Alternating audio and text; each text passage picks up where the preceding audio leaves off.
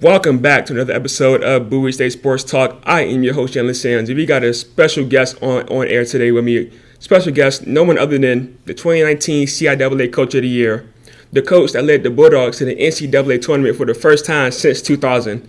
We have the coach that led the Bulldogs to their first 20 or more season, games won in the season since 2008, and a former player who averaged 20 back in 2008 as well.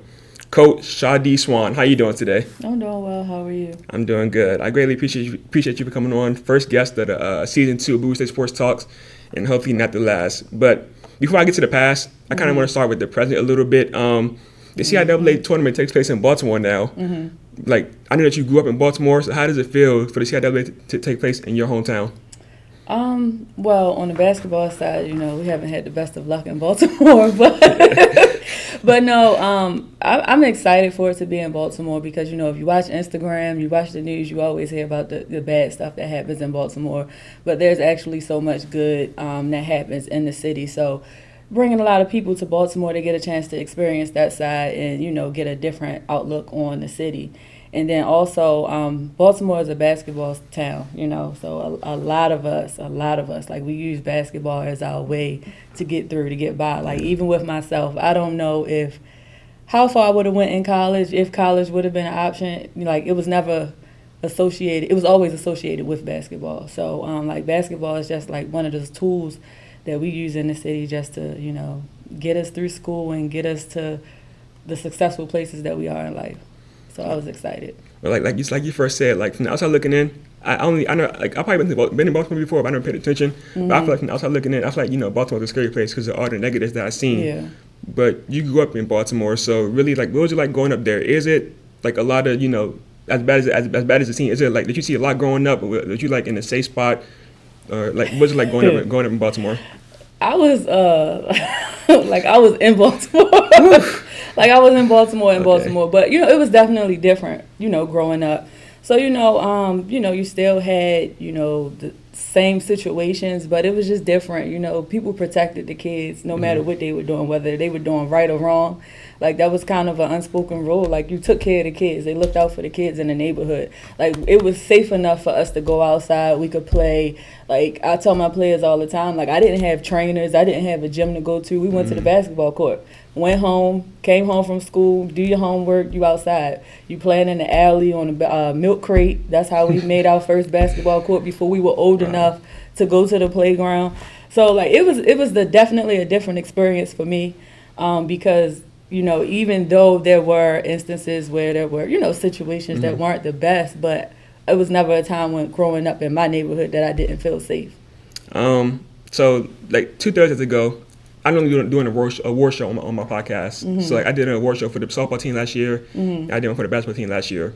But I could not come to the conclusion of who was the defensive player of the year. Now, this is only amongst the players on the team, not the whole CIAA. So I couldn't come to the conclusion of who's the defensive player of the year. It was between Anah Harris, Odion, and one more person. I forgot.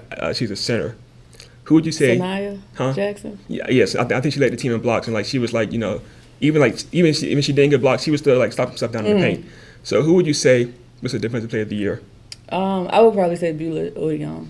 And the reason why is because of her versatility. She can play anybody. She can guard anyone, 1 through 5. We put her in the back line in our zone, but then she's at the top of our press. She's so versatile that she just makes it hard for the offenses to, do what they're supposed to do. She causes a lot of disruptions on defense. So I would definitely go with her. It's funny that I end up I can't say this. I came to the episode without a winner because I was going to interview you before. That's when you do the episode after, and your winner was going to be my winner. But you couldn't come to the interview. But Odion ended up winning the MVP for the same reason you said. She always I've been seeing her pick up full court pressing, getting stops. I also be seeing her down low in the paint as well. So her versatility, even though she didn't lead the team in steals like Anah or lead the team in blocks like Jackson, she was still guarding 1 through 5 like you said, putting pressure on the ball. and I love that. So she got my vote for the defensive player of the year. So yeah, and I mean she wasn't up there with them, but I mean she had blocks, and she didn't play as many minutes as the two of them did either. She's like the sixth man of the team, so to say. Yeah. So. Before I get to your coaching history here at Bowie State, I want to start off with you at college as a player. You finished your career with 1,632 points. My God, the second most points in school history. Average 21 points per game in your 4 seasons there. The third highest average in school history. Averaged 22.4 points per game in your senior year. Scored 10 points or more in 71 straight games. Mm-hmm. We recorded. I didn't play my freshman year. I didn't play an entire season. I only played 8 games my freshman year. And you still managed to score 1,632? Yeah. Jesus.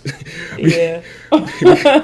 Recorded 46 20-point games and 4 30-point games. You made the second most 3-pointers, but still have the the best 3-point percentage in school history. I can go on and on, but I'll stop there. Actually, I won't.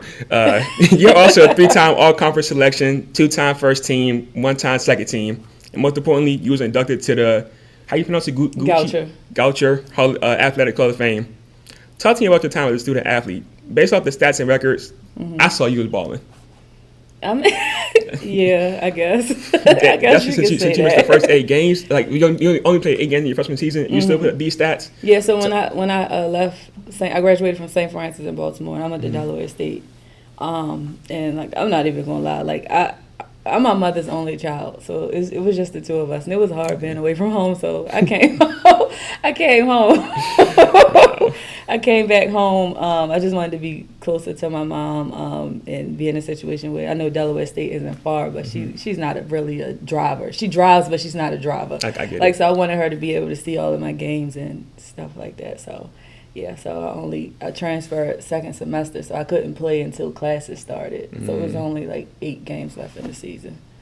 Well, yeah, so that's how that happened. I know you for sure enjoyed watching you. Definitely, like I said, your senior year when you averaged like 22 points per game. But how was your first 8 games you played your freshman year? Like was you hooping, like was you like balling at that time too, or like you wasn't like the number one option? You was new there. You didn't really get the system.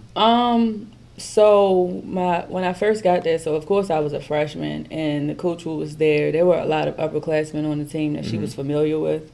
So I mean, I'm not upset about it, but it was mid-season, so of course she went with the players who were already there. So like I played, but I didn't play a lot, like maybe.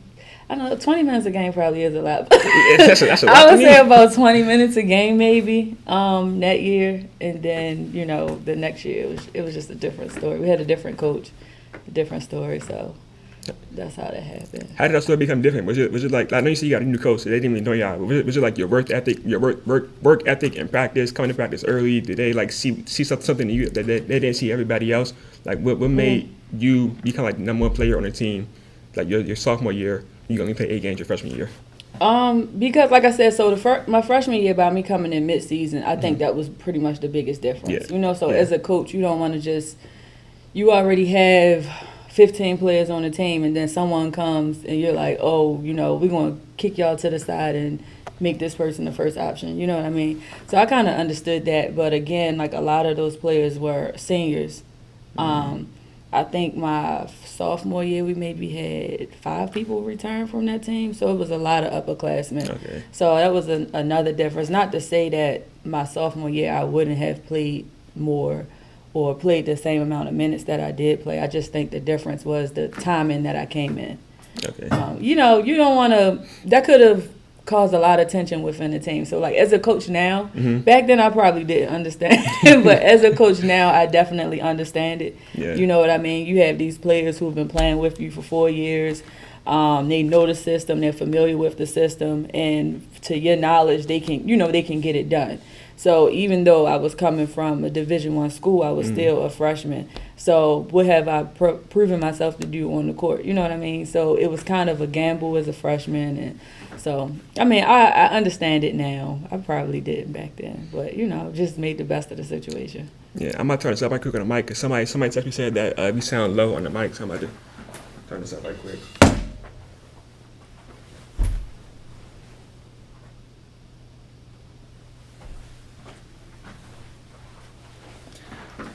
But yeah, I get it. They didn't want you to come in. The coach didn't want you to come in and like take everybody's spots that work hard during the off season, and like they was there throughout the off season, preseason, all that, and you just come in like and take their spots. So I get that 100%. I also saw that y'all was struggling. I think your first season when you was there, y'all went like 2-21. Yeah, we ain't gonna talk about the records. Like, all right, I will skip that. No problem. But, like we weren't like, so it's a Division III school, so it's definitely hard to get players in there. It's a big academic school, so it's like so after my sophomore year, we actually switched to a conference, and it was considered like the Ivy League of Division III. So like basketball and sports weren't the first option. It was like we football. try to get players in, but that wasn't the main priority there. That's crazy. It wasn't. But like I said, you just had that record for the most threes 16 years ago when like threes wasn't really a thing. If you was playing college ball today, and the people in line was like emphasized to Steph Curry, shout out to him. How many things you think you would have made in your career? Like, and would you also reach 2,000? The same amount? You don't think you make more? I mean, maybe in the same time, I probably could make more. I'm talking about like let's say you was in college today. The people in line is emphasized today. If you was in college today with the same skill set, would you make how many more things you think you would make? Because now everybody taking threes. The threes is emphasized. And do you think you would reach 2,000 career points? I definitely think I would reach 2,000. I probably would take more. I don't know. Like, it's hard to say because it's hard because like that my game, like I just had an overall game. You know what I mean? That'd be flex. Yeah, so I could attack the basket. I mean, should have came to open gym yesterday. So I can attack the basket. Like, I was a great free throw shooter, so I knew that if I just drove to the basket, I could get to the free throw line. That was easy points for me. You know what I mean? Yeah. So like, I can't really say, because to me, I think one of the most important pieces in basketball, period, especially college basketball, that's missing is the mid-range. So, like, that was something I perfected. Like, I don't know. I think I probably would, because a lot of teams play more zone now, too. So, yeah, I probably would have shot more threes. Honestly, I probably would. I probably would. Well, I'll be sorry I've been hooping so long. But if y'all doing open runs, I need somebody, man. Hit me up. I'll come there. I played center while I was growing up. I was like always the tallest, so I'll be down there in the paint. Defending the paint. That's about it. I can get boards. I can defend the paint. That's about it. I can't shoot.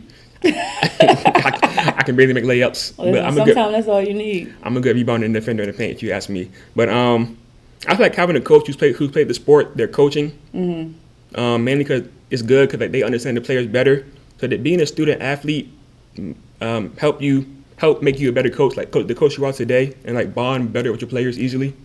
Yeah, it definitely did. So as soon as my eligibility was up, I think a month later, I was trying to play professional basketball, but I decided to go the coaching route because I started working with my AAU coach, and I think we were Team Mellow. I want to say we were 11 and under at the time. And I just felt like there was so much that I learned during my career, and if I knew it prior to my career, like prior to going to college, or even had some type of mentor, I would have been way more successful. So like, one of my coaching philosophy is like, I pretty much try to take everything, like teach my players everything that I wish I knew. You know what I mean? Yeah. All the stuff that I wish I learned, or I wish I would have taken advantage of when I was in college. So like outside of basketball, just with college in general, like just try to enforce all of that so that they can have a great experience on and off the court. So what are some things that you like didn't know entering your college years that you ended up learning as an assistant coach or and whatnot? Like, what are those things that you learned? So the first thing was like you have to bet on yourself. Yeah, 100%. So I don't really agree with the transfer portal, so what I'm about to say is going to sound crazy. Okay. So when I left Goucher, when I left Delaware State, I went to Goucher, right? So remember I told you it was a coaching change. So the assistant coach, he and I still have a great relationship to this day. So when we left, when he found out that he was leaving, he took me, we came to Bowie, we went to Morgan, we went to Towson, right? So Towson and Morgan, if I would have went because they were D1, I would have had to sit out, right? So when I went up there, I think that, I talked to the coaches, and they both coaches expressed that they wanted me to come. But I don't think that I had, like, the confidence in myself at that point to go D1. You know what I mean? Like, It was just like, I'm at Goucher. It is what it is. Like, I think I should have took a gamble. You know what I mean? Yeah. I should have just went on and did it. But I mean, I don't regret anything. But I think that that's something that I maybe should have explored. The second thing, so we have 2 players right now who are currently playing professional overseas. So Kiaja Williams, who was here, and Kaya Proctor. So one of the things, and Dania Nail, she isn't playing anymore, but we've had 4. But there's one thing that I told all of them. So when I graduated from college, Goucher had set up an internship for me, so I was doing that, I think, my last 3 years. So they offered me a job it was at an accounting firm. They offered me a job once I graduated, right? Uh-huh. So I actually turned down the opportunity to go play professional because of the money difference. Okay, makes sense. Right? Mm-hmm. But that's an experience that I'll never get again. Yeah. You know what I mean? So I was coming right out of college. I really didn't need the money. My mom was still helping out. Mm-hmm. I didn't have my own place. My car was paid for. It wasn't the best car, but it was paid for. If y'all listen to parents, like, her car was paid for from her parents, so y'all should take notes. No. Listen, I worked. So my first year, my internship, I worked that entire summer, saved my money up, and bought, like, it was a 1989 Toyota Camry, and it got me through college. So my car was paid for. But if I wasn't going to be home, I didn't need the car. You know what I mean? Yeah. So they offered more money, so I'm adding up the money. I'm like, okay, for 6 months, this is what I'm going to make, but I can stay home and I can do this. Mm-hmm. And I turned it down. And that's something that I regret. Because even if I would have only went for 1 season, that's an experience that I can't get back. Lifetime. You know? And then Goucher, I don't know if they still have it, but my junior year, they implemented a program where all incoming freshmen had to study abroad. That was something else I didn't take advantage of because of basketball. Like, I was I can't miss basketball practice. You could even you could go in the summer. I was like, I'm not giving up my summer. I'm not giving up my summer. I want to go work and make money. Yeah. So I think a lot of the decisions that I made, it was like chasing the wrong things. So I'm chasing money, and I missed out on opportunities. Money that I really didn't need at that time. Because, and that's what I try to tell my players, like, I understand you want to work, but a lot of y'all are spoiled. A lot of y'all parents are still getting you whatever you want. Like, make the best of your your college career. Make the best out of college, because you're not going to get these years back. Like, the opportunities that you get in college, you're not going to get them back. Even when it comes to basketball, make the best out of it, because you only have 4 years. God forbid you get hurt or something, then you have less time. So like, just live in the moment. Focus on whatever it is that that you take pride in at that moment. Like, focus on it, make the best of it.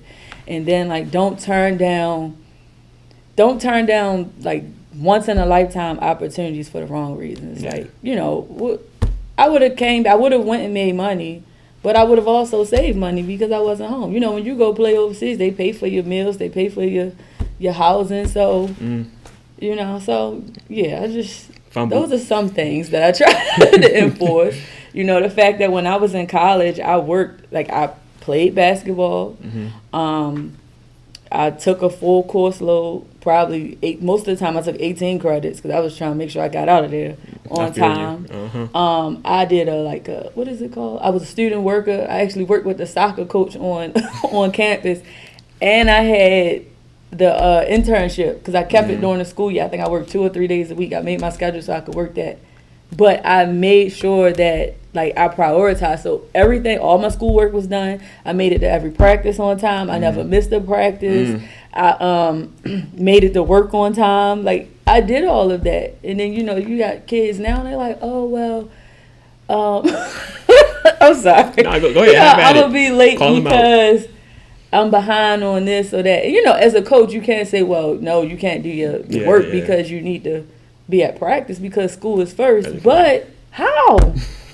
How? You know what I mean? Like, I don't understand how.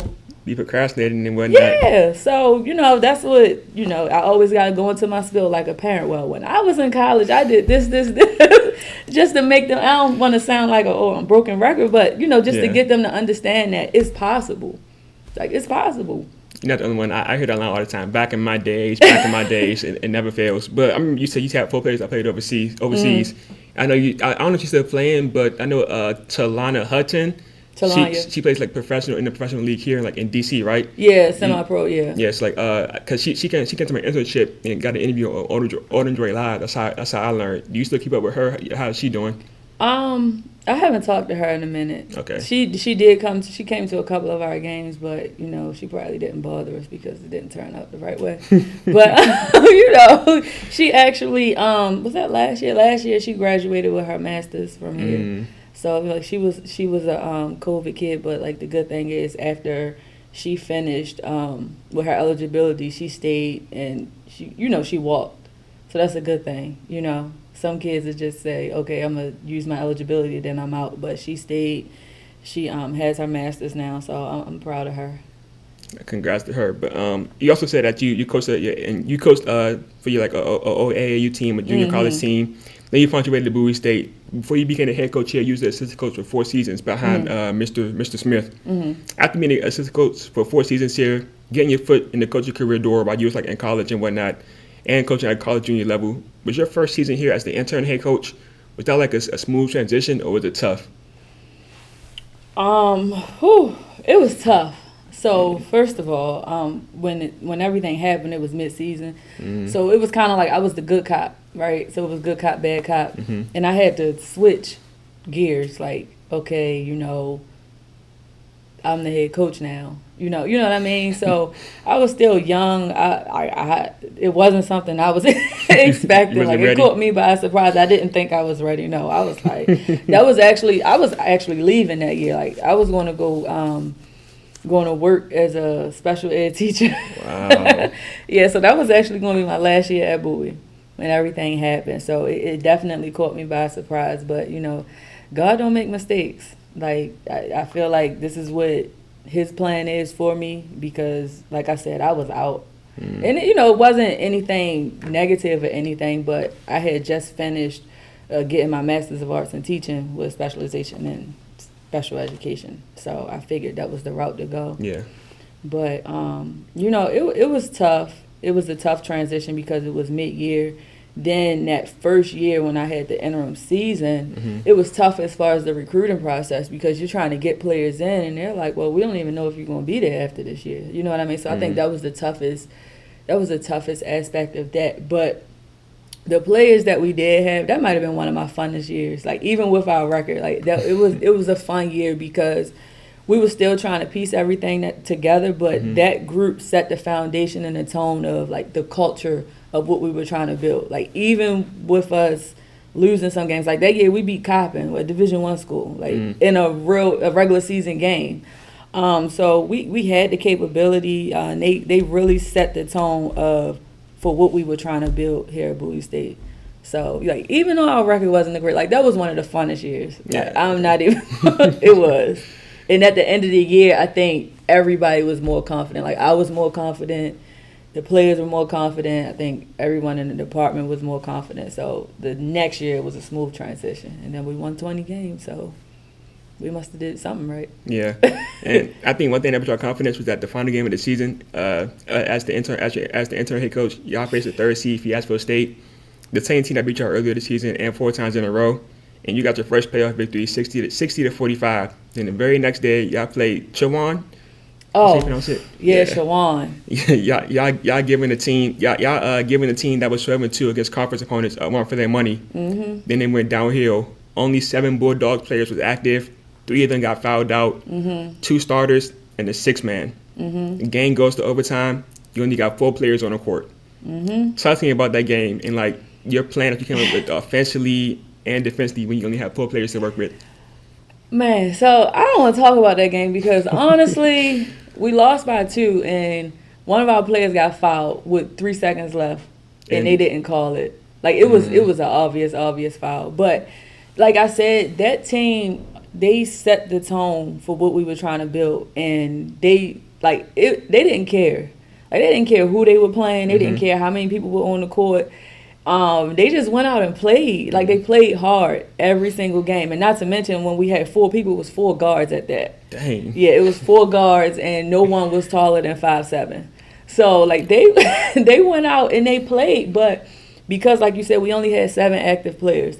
So right before, you know how we play on that Saturday before the tournament, we had 8, and then one of our players got a concussion. So that's how we ended up with 7. So that kind of prepared us in a way, because by us having 8 players in practice, we had to play 4-on-4 a lot. You know, so we had to work on our zone in the 4-on-4 setting. So it kind of helped us. And let me tell you, like, they fought until the end, and that was all I could ask for. Like, it should have went in a double overtime, but the rest were probably like, how are we going to go in double overtime? And they only had 4 people. But, I mean, it is what it is. You know, we got 1 win, and then that game, you fought. Yeah. And, yeah, so that was the best part of it. Well, you kind of, my next question was going to be, was that, like, the hardest, like, coaching, like, was that the hardest moment to coach in your coaching career? But since you played 4-on-4 in practice, you know, the previous week, I'm pretty sure it wasn't the hardest, was it? Like, it's no. Like, okay, yeah. Makes sense, because that 4-on-4 in practice helped y'all a lot. But the next season, 2016, 2017, you officially became the coach, and like you said, y'all won 20 games, go 28. First time reaching 20 wins since 2008. Your superstar players, Kaya and Kiera, continue to play at a high level. Did you see a big change in the game this season? Because this is around the time where the 3-point line became emphasized. People trying to be like Steph Curry. Like in 2015, 2016, only 354 threes were attempted. When in 2016, 2017, 452 threes attempted. 2017, 2018, 564 threes attempted. So did you see like a big change in the like offensive game? No longer 2 players on a block. Different defense being ran. Is this around the time that you've seen like a big change in the game offensively? For us, it was a difference between the prior season and that season. We brought Denver Clyde back, who she was here some years ago, and then she came back to finish her senior year, and she played the 4-5 for us, but she could shoot the 3. So like having her on the court, it helped because she could shoot the 3 again, but then it also opened the lane for you know, Kaya, Kiera, Lisa to attack the basket. And then that was JJ's freshman year. So that freshman class came in. So, like, everyone was scrappy. For us, more than anything, I think our defensive tenacity stepped up. Like, that's when our defense, like, really started progressing. Just having more bodies, multiple players who were just active and just wanted to go at it. Like, when I recruited that year, I didn't even recruit like based off talent. Like I just wanted players who were gonna go after it. Yeah, that's smart. And that's what we had, and it worked. It worked. Like we had. I'm not saying that they weren't talented. Yeah, I get it. But we just had players who could work. Perry Alexander came in that year, and she was another one. Like for her, she could play the 3 and the 4. So when we put her at the 4, she could pop out. She could hit the 3. She could attack the basket. So like our game just changed like as a whole. We didn't shoot a lot of 3s. You still had Kaya, you know what, we might have. Yeah, like I said, that was you had Kaya, because you had Kaya, Kiera, Perry, and Denver. So we went from having 1.5 3-point shooters to 4. Yeah. So yeah, we definitely shot a lot of 3s. Like I said, we had more 3-point shooters that year. So that was the biggest difference. And the following year. Speaking of the following year, that might be the best season in your coaching career. You wasn't there in October due to mandatory leave, but first off, congrats on having a baby. And so people counted y'all out because you wasn't there. But y'all still had another 20-win season, went 22 and 12, and made it to the championship against Virginia Union.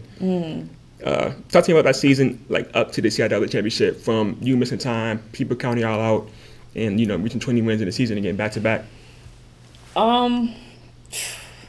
So we just prepared them. Like my thing was, y'all know I'm gonna be out, so I'm gonna prepare y'all as much as I can. Like I have great assistant coaches, so they all did their job. But my thing was, I'm going to prepare you all, so that while I'm out, you know what to do. They already knew the expectations.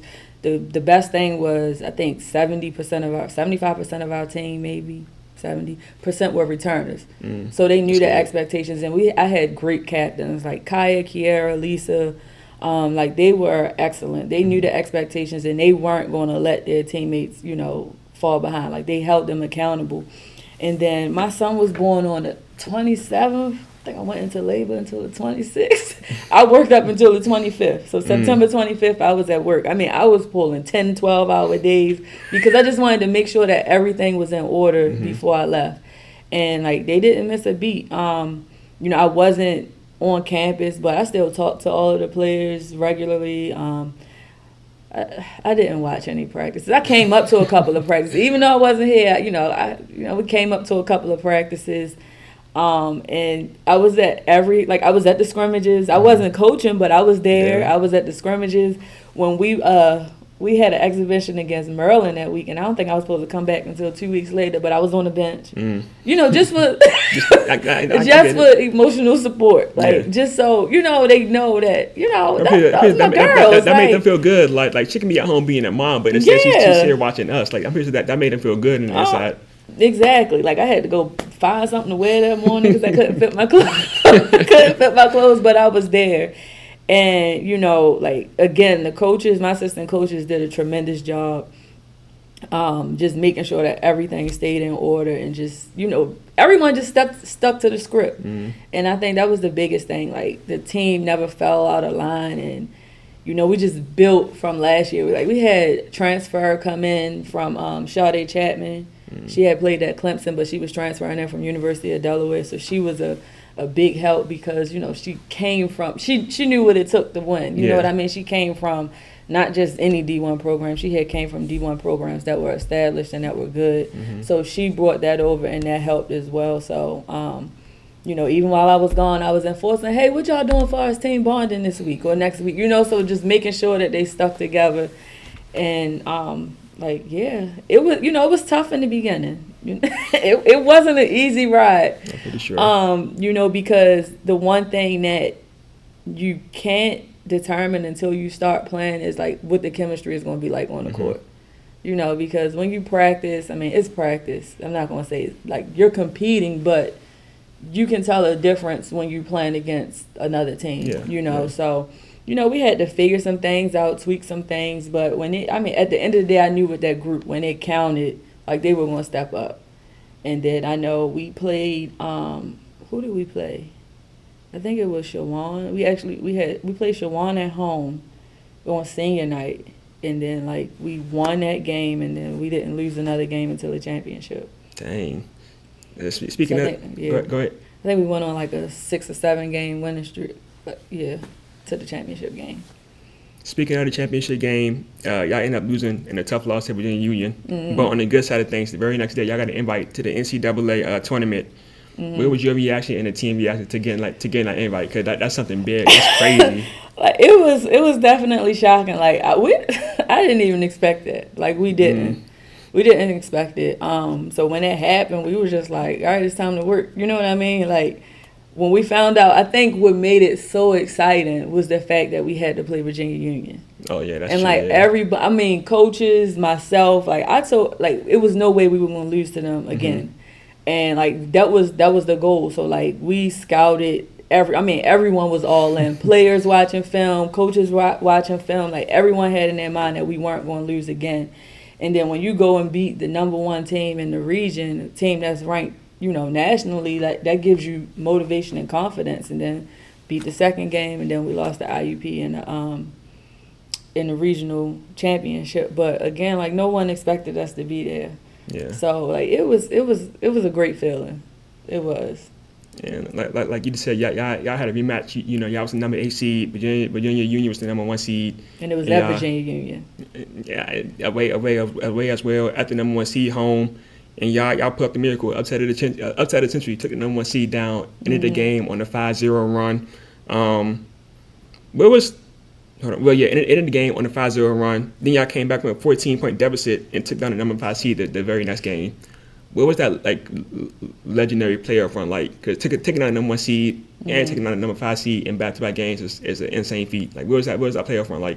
Those 2 games. So it was similar to the CIs.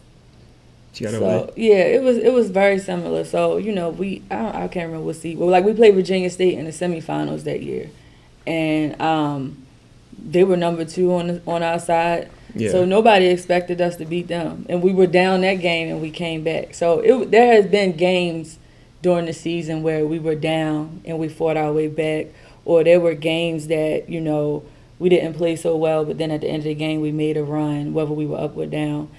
So we just knew that we were prepared for it. That's one thing. It's interesting whether you win or lose. Is always a lesson in something. But no matter how you win, it could be an ugly win, but it's a lesson in it. Yeah. So, we just told them, we've been here before. The first game, the motivation was, look, we're not losing to them again. Mm-hmm. We're here for a reason. We're not going home the first day. We didn't care that it was at their home court. Let's go out and win. We need our revenge from the championship. Mm-hmm.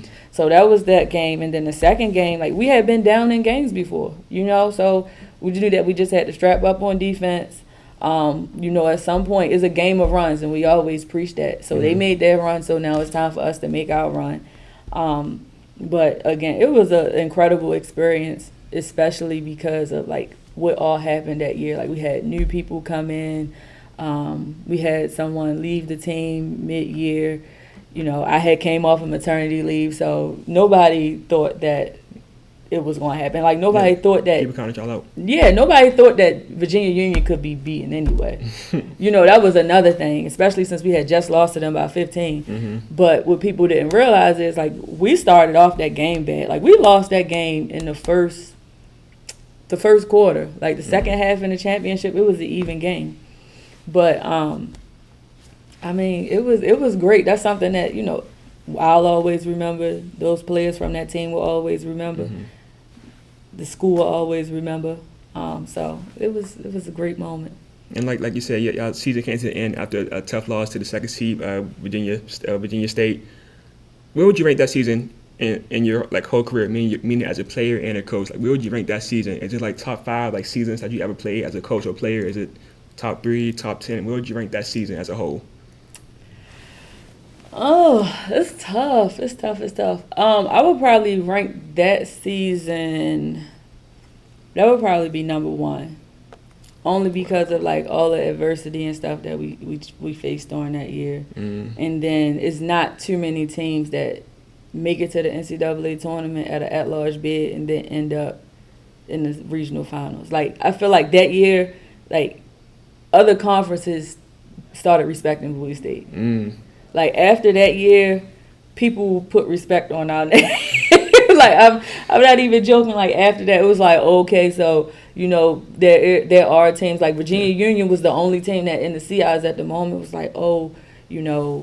if you beat them, then that's the team to beat. You know what I mean? I feel after that season, it was okay, now we know it wasn't a fluke the first year. So I think that was probably the better season. I would say that season's first. Yeah, that would be number 1. I'm surprised. I thought you put the season that crazy game when it happened in, but that's gonna come up in a little while. I was thinking that's number 1 play. Number 1 play. Okay, makes sense. Number 1 game, I would say. Number 1 game of all time. Yeah, cause that shot was crazy. Fun fact, that shot is and so I got an intro for my podcast, and that layup that she made is part of the intro. Wow. It was iconic, so I had to put it in there. But flash forward to the 2019-2020 season. The season before, y'all were undefeated on the road. This season y'all were undefeated at home. Mm-hmm. Which one do you think was more a more impressive feat? That's tough. That's tough. Really? Because I feel like winning on the road is more impressive than winning out. Both of them are great, but winning on the road, you got fans booing you, cheering the other team on, is more impressive than winning at home where fans are cheering for you. So that's not all accurate. Okay. And so my team this year, right? Mm-hmm. I felt as though we played better on the road because they didn't have the pressure of family and friends in the stands talking to them during the entire game. Okay, that makes sense. You know what I mean? Yeah. But for that group, they didn't care about that. I would say on the road, because back then, before COVID, road games were tough. Even now, home games or road games, the games aren't what they used to be before COVID. Why you say Like, that? you talking about packed. It's packed at every game. On the road, at home, every game was packed. You know what I mean? Yeah. So the reason why I would say it was tougher on the road is because, of course, you're on the road. Mm-hmm. But I think, like, just winning at home is just something special about that, because your fans are there. You know what I mean? And you get to put on a show for your fans. So, and I think they appreciate that. That's what makes them come back more. Like, honestly, don't nobody, if they don't see it on the road, they're not on the road watching, they don't even remember that game. You know what I mean? But as a fan, you're going to remember, I was at Bowie when they beat such and such. You know what I mean? Mm-hmm. So, I mean, a win is a win, like, whatever it is. 100%, yeah. But it is tough. It's tough. It is tough to win on the road. It's definitely, because you got to face, it's different adversities that you face. So, I would probably say on the road, yeah. And in the same season, y'all had one of the best comebacks of all time and game winners of all time. In the second round against Jonathan C. Smith, into the fourth quarter down by 11. What was the pep talk like at the end of the third quarter? I'm pretty sure I had no doubt. You know, you're on a team full of dogs. They fight back. They make comebacks all the time. But what was that pep talk like at the end of the third quarter? The pep talk at the end of the third quarter, I don't even think that mattered because we went out and we were still playing crazy. I think it was about 5 minutes left in the game, a little bit under 5 minutes left. Mm-hmm. And, like, that pep talk was more so like, look, time running out. Like, it's the last quarter. You only have 4 or 5 minutes left. Like, what are we going to do? Yeah. Like, are we ready to go home, or are we going to compete? And we were down 7 with like 3 minutes left. So what I got here is that for the first 8 minutes of the fourth quarter, both teams were going back and forth. Y'all was down by 10, with 2 minutes and 10 seconds left to go. So yeah, with 2 minutes and 10 seconds left to go, y'all was down by 10. So it was 10, yeah. So we just had to play, like, get stops. That's it. Get stops, and execute. So everybody just step up your defense. Like, we know that. I think the difference between us and some other teams that year is that, like, we had so many wins, and, like, all of our wins weren't pretty. You know what I mean? Yeah, close games. Tough, It was a lot of close games. So we already know that we can do this. Like, we already know. So now they're up. Like, it's no pressure on us. We just got to play. They're up. Like, if you apply the pressure, like, force some turnovers. Like, see if they can handle it. And I think once we force, like, 1 or 2 turnovers, I think they just, you know how a shark smells blood? Yeah. I think that's how it was after that. Like, once we forced the second turnover and we cut it to, like, 6, it was like, oh, that's it. And we took off from there. Before the final shot of the game, Butler attempted a tough layup. She had to adjust, so she wouldn't get blocked. But fortunately, the ball was tipped out of bounds, and y'all got one more chance with 2.2 seconds left. No timeouts, down 1 point. What was going through your mind at this moment? Was it tough knowing, like, which play to run and which play to get the ball to? You knew right at the back who to give it to. So I didn't want to call a timeout because I didn't want them to have a chance to try to set up their defense. Okay, that's smart. Yeah, and they were at the other end, so, like, they couldn't hear him because they couldn't hear what he was saying. So and then the play that we had actually ran it a couple of times during the game, and it worked. Wow. So we just ran the same play, and they didn't, adjust. They didn't adjust, and JJ got a clean layup. They didn't want to foul her, and she made it, and that was it. And that was actually my 100th one too, so it just made it a lot specialer. Fun fact, that's how this, like, and so I got an intro for my podcast, and that layup that she made is part of the intro. Wow. It was iconic, so I had to put it in there. Special, yeah. Random, but that kind of remind me of, like, Russell Westbrook game winner against the Denver Nuggets when I think he set the all-time triple-double record. So that's pretty crazy. But y'all went on to make it to the championship again, and y'all lost to the Broncos. But I don't even want to talk about that. I want to talk about what should have been yet another trip to compete for the NCAA championship that got canceled by COVID. What was your reaction, to the news about it being canceled, including any rumors you may have heard before it was officially canceled, and, like, what was the team reaction? So, I don't know if I can say this, but, like, Coach K was still at Duke at the moment. Like, I'm a big Duke fan. Coach K fan. Duke fan, yeah. So I was, just following social media, and honestly, when Coach K said he wasn't trying to play, I knew it was getting ready to get shut down. Like, when he spoke and he said it was something that went out, and they said that he didn't think it was safe to play. And then I think Calipari, like, said something afterwards. And when both of them, I knew it was just a matter of time before everything got shut down. Yeah. But, we still went on as usual. We still went to practice. We were still anticipating on playing the game. And we were actually on our way to practice. So the hotel that we were staying at we were at IUP. And the hotel is on their campus. So we were walking from the hotel to that auxiliary gym for practice. And they were like, we canceling it. We were walking to practice. We were literally walking to practice. And we just stopped. I think we were walking past the main gym.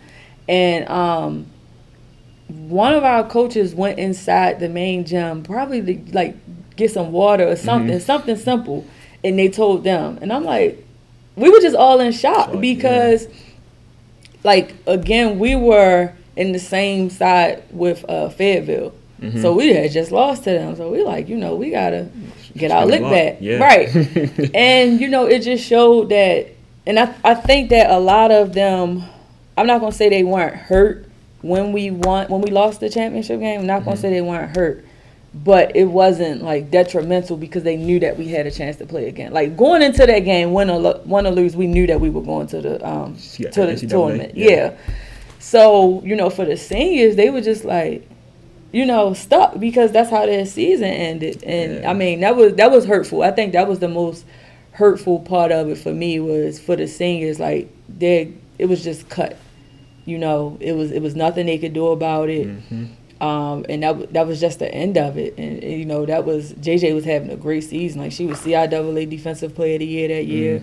She led the country in steals. We had the number one scoring defense in the country that year and the prior year. And it was just cut. And that's one of the things that I try to talk about all the time. You have to go out and play because you don't know what might happen. We could be on our way to a game and they can say, oh, something happened, we just canceling the game. You never know when your last game is going to be. So you have to go out and give your all every single game. And if it's not something that you're willing to commit to and give your all to it, then you don't need to do it. That's just like me. If I ever get to a point where I feel like I'm not going to give my all to coaching, I'm going to just stop. Because it's not fair to the coaches that are under me, and it's definitely not fair to, the players who look up to me and are depending on me to lead them. So I played a pain at other seniors. I was a senior in high school when this happened. So I didn't get to walk across the stage. I didn't get no prom. None of that. So I feel that pain, man. It still hurts me to this day. But I saw something when you said being available off the court is the best and most important role that anyone can play, which I actually agree with. And I think during the COVID time period, that was the most important time to be there for your players off the court. So did you stay in touch with your players, check on their mental health, see how their family was doing, see how they was doing when they was on lockdown? Yeah. So we what did we do?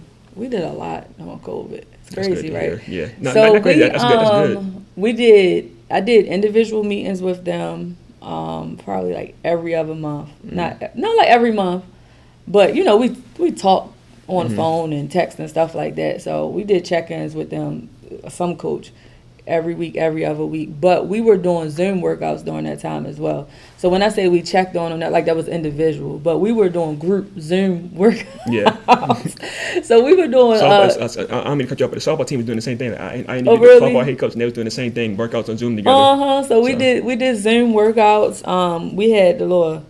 I don't know if I can say it because we had the little fitness challenge. We had a little fitness challenge going, so we had a little run challenge. So it would be a certain amount of miles that you had to hit each week.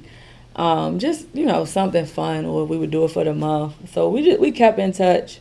A couple of them would go up to, it was some gym they would go up to and hoop and play together collectively. This is when everything was starting to open back up, but we weren't on campus. Yeah. So over the summertime. So they would get together and play, just making sure that everyone stayed connected and knew each other, and we didn't, fall behind. So, yeah, it was tough not seeing them and stuff. And then even the way that we found out about our not having a season, that was tough as well. The middle of walking to the practice and this found out. No, I'm talking about the next year. Next year. So, we were practicing, we were preparing to have a season. And then it was sometime in October, November, and it was just like, yeah, so we've decided that we're not gonna have a season. And we were like, so it was definitely tough, you know, and it takes a lot on you mentally, because even for myself, you're talking about me. I've been involved in basketball, let's say organized basketball, since I was 8. You got players on the team who've been involved in organized sports since they were probably the same age or even in middle school, and then you just take it away, and it's like, that's a piece of you, that's your outlet. That's what you want, yeah. And then, so it's like, we talk about mental health, like that's a part of mental health as well. Like that's a lot of people's outlet. I know for me, that's my sanctuary, that's my safe space. Like when I go to practice or when I'm in the gym or training or whatever, I don't have to think. That's the one time I don't have to think about anything else. You know what I mean? And, when that's taken away from you, it's kind of like, dang, so what am I supposed to do? Yeah. So it was definitely tough.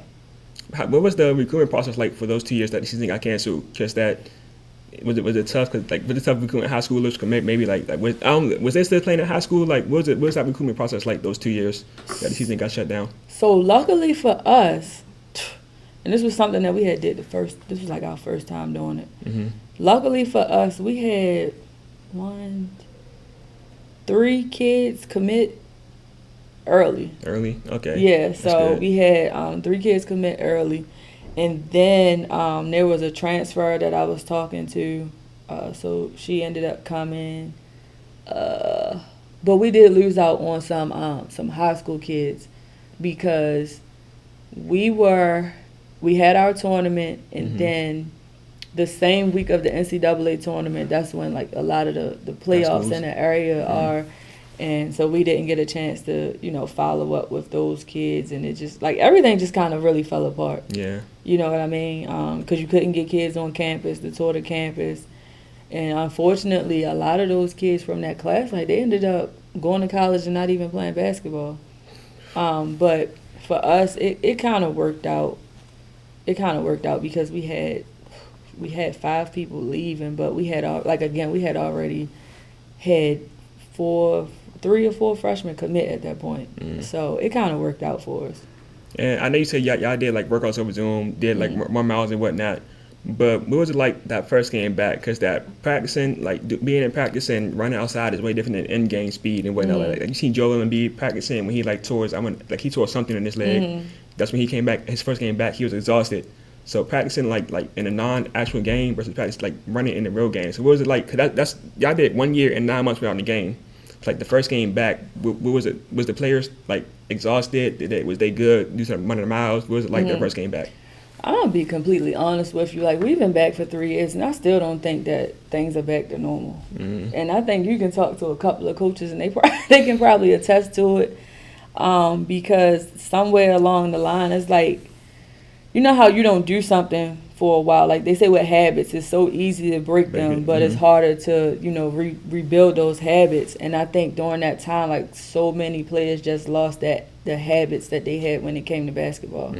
Like just working hard consistently, knowing what it really takes to be successful on the court. And it's like, now we're trying to reteach everything.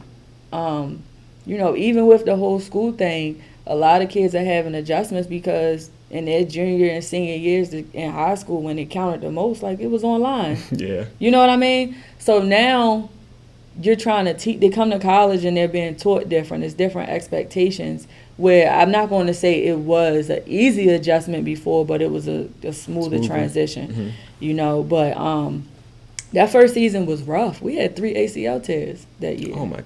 We had 3. And the reason why I say we haven't been adjusted, we aren't adjusted yet, is because, like, every year we've had some type of injuries like that we weren't having before. And I don't know if it's something in the air or what, but that first year back, we had 3 ACL tears, and there were 3 guards, and like that hurt us, So, it hurt us with a lot, because like some people, you gotta think about it too. When you get used to going without something, right? That you kind of get used to that lifestyle. Yeah. So it's kind of like, I do want to play basketball, but when I didn't have basketball, I was able to do this. So it's like your heart isn't all fully in it. It's like you more so want to play because it's something that you're used to, But because you had that long break off and you really had the chance to experience life without basketball, like you're not 100% committed anymore. Yeah. You know what I mean? So I think a lot of coaches are, still like, I mean, just look at, I was about to say NBA.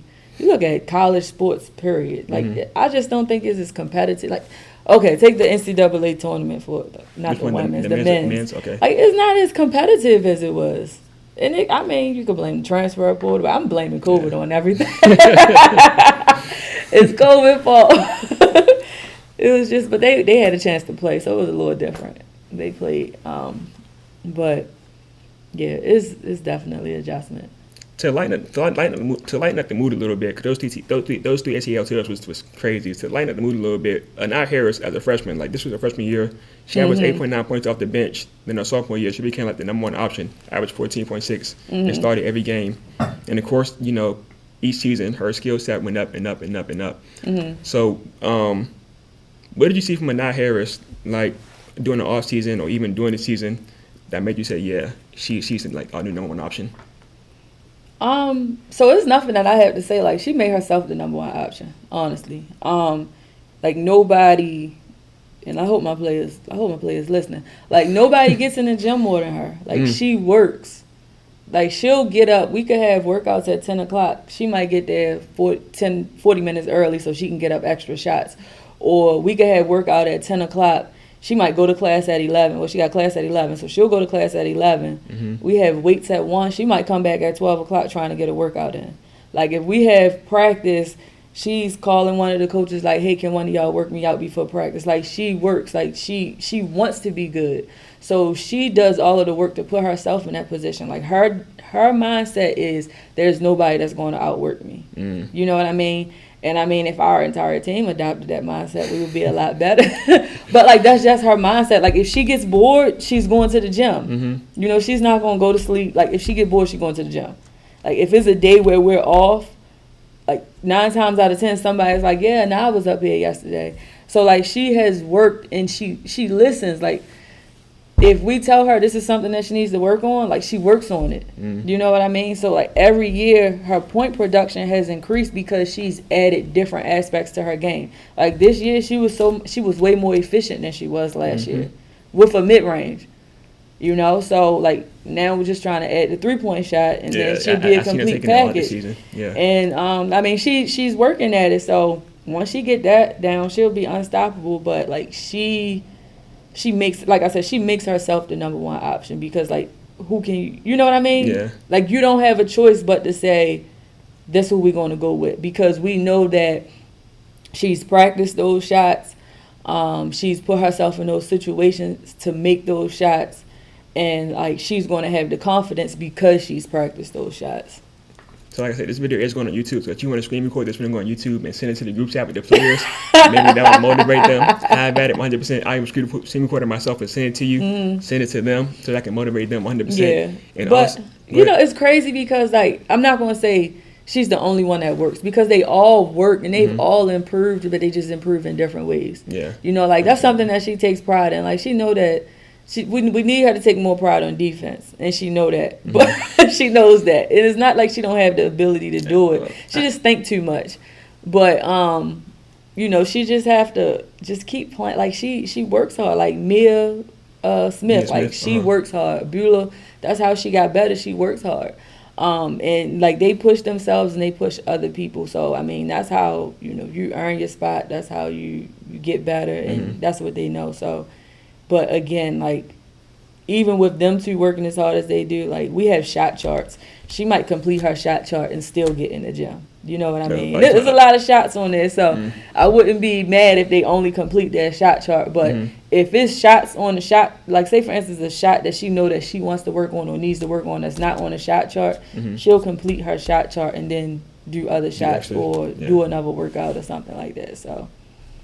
And it's funny that you said, hearing you say that I need to work on defense. I feel like I seen her like take that defense this season. Like she's like the shortest on the court, but all the time she like always be jumping up, going for blocks. I think her on-ball defense is great. But and like the same thing you said about her working hard, I interviewed somebody at my internship, PGC TV, and he's the sports anchor for them.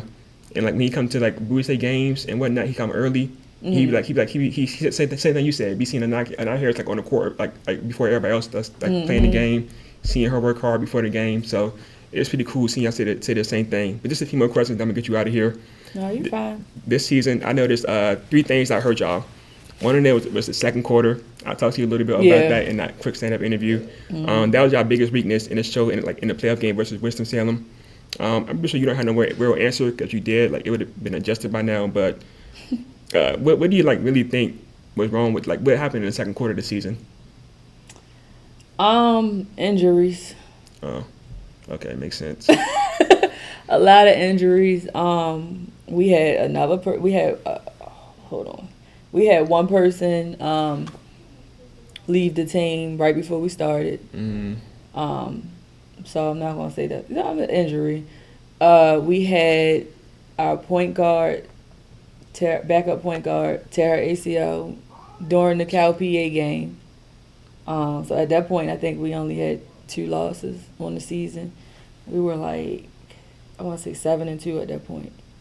This season? I'm telling the story. We were 5-2. Yeah, it was the Cal PA game at home. They were number 25 in the country, 20 in the country.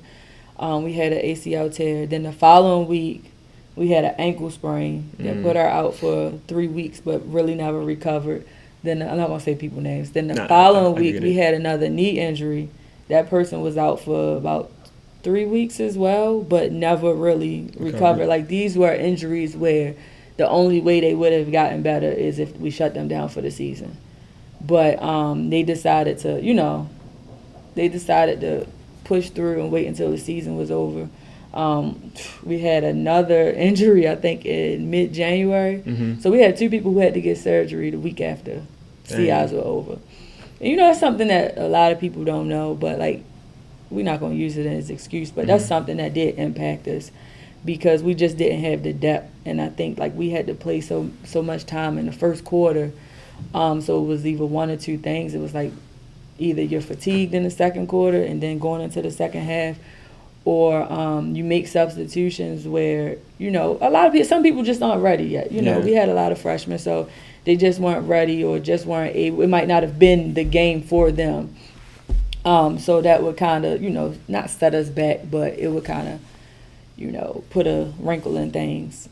So we just, like I told you before when you asked me that question, I think our depth wasn't there. We just weren't deep enough to get through the season because, like I said, we were fine until we pretty much got to division play. And, it was at that point in the season, you could just tell we had probably 3 people playing 35 minutes a game because we just didn't have the depth. And, I mean, honestly, you can't win like that. You know what I mean? So that's something that we definitely are fixing. I'm trying to figure that now because I had too many people on my roster. But we're going to make sure we don't have that problem again. It's you just got to learn how to, control the controllable. So that's something that we always talk to them about. If somebody get hurt, there's nothing we can do about it. That's an uncontrollable. So we can't dwell on it. We can't complain about it. We just got to continue to push through. So I think that, we would have loved to win more games. But if you look at how we lost those games, we were in most of them, And I feel like if we had just 1 or 2 people that weren't hurt, it would have been a different story. Yeah. If any of those 5, just one of those 5 was 100%, it definitely would have been a different story this season. I got 5 more questions for you, but my Instagram live video ended. So let me restart that back up. My dad was FaceTiming me after he was talking. I guess he was about to tell me that the live ended. Because he's watching a lot. My dad and my mom, they're the only 2 people that be watching it live. So some people would join and whatnot, but they're the only ones that really stay. But the live ended, so let me just start another one. I just got 5 more questions left. Oh my God, my head's a bush in the back. Okay. And you basically answered my next question. Sort of, kind of. It wasn't a question. It was more so a statement. The next thing that I feel like that was a big issue was the lack of depth. But now that seeing it was injuries, it makes sense. And the last thing was the lack of scoring, which leads me to my next question. What are you looking for? Players what type of players? I'm pretty sure you already did recruitment for next season, but what type of players are you looking for? Are you looking for 3-and-D? Are you looking for big bodies in the paint? Are you looking for people who can set hard screens? What are you What's your recruitment process like this season? Like, what are you looking for? A little bit of everything. Okay. It's like, no, we have, like, so like I said, we everybody that we recruited, like, we want players who can, like, run, get up and down the court. So, like, we want to press, we want to get out in transition. Like, players who are going to be scrappy on defense. So we started there. Like, started with the hustle, the heart, players who come from winning programs, because I think that's another thing, too. Like, sometimes you can go get a player who's great, but they may have been a good player but on a losing team, so they don't know how to win. They just know how to score. Would you say that applies to you in college? Huh? Would you say that applied to you in college? I can't say that because, you know, it was different back then. Like, every game I was going to go out and play. Yeah. Like, I was going to play hard every single game. You know, like, yeah, I wanted to win, but, like, it's a difference between wanting to win and knowing how to win. You know what I mean? And, like, because of, like, my high school, like, I came from a winning program in high school, so it's not like all the teams I was on lost. Yeah. It was just, honestly, college was the first program that I was ever associated with that didn't do well. Like, and that's crazy, right? But that's the first one. But, you know, people who know how to win, who have a tremendous work ethic, we look at body language, we look at, like, how do they respond when things don't go their way. We definitely needed a point guard, someone who could just facilitate, like, people who are all around players. Like, so you don't have to necessarily be a 3-point shooter, but if you can get to the basket at will and you play defense, that's fine. Now, if you're just a 3-point shooter, but you got to play defense, you know what I mean? So, like, you got to be able to put the basket. Like, we need you to do both. We can't have somebody that, like, even if they're a great defender, and say, for instance, they can't score in a half court, but they know how to make a layup, that's different, because now you can get a steal and make a layup. You know what I mean? But we don't want people who, like, you're going to put up 20 points, but you're not going to play defense, because, like, then it's going to balance out. You know what I mean? So, like, we just, like, honestly, I just want people that's going to compete. Like, I can't say, like, and then I also like players who can play, like, are versatile. So, like, you can play multiple positions. You know, so you can play, like, we got a couple of players coming in that can play, like, 1 through 4. We got some players that can play 2 through 4.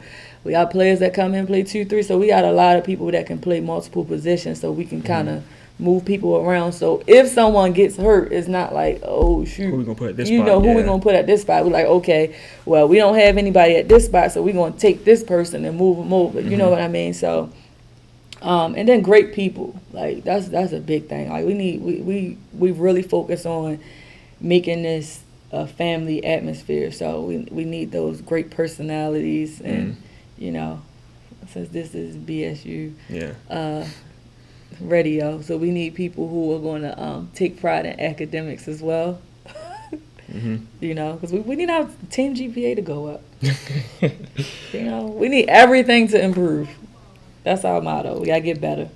And you said that COVID kind of, like, you know, made stuff difficult, but made the recruitment process difficult, made everything difficult. But you said that the new NIL deals made the recruitment process like difficult as well. No, not for us. Okay, I figured it was worth asking. Not for us. Not right now. Not right now. All right, so my last one is called Quick Hitters. I got this from All the Smoke with Matt Barnes and Stephen Jackson. Yeah. So I asked you a question and you just, like, answer it quickly. You don't got to go into that. Just give me a quick answer. I'm a fumble. Okay. Yes, if you don't go to that, you can. I don't know stuff like this. I'm gonna try. What Bulldog you coach, current or past, remind you most of yourself, whether it's because of your work ethic, them being like a coach athlete, whether it's because, you know, the way they play. But Kiera Colston. Okay, good answer. Some feelings going to be hurt with this one.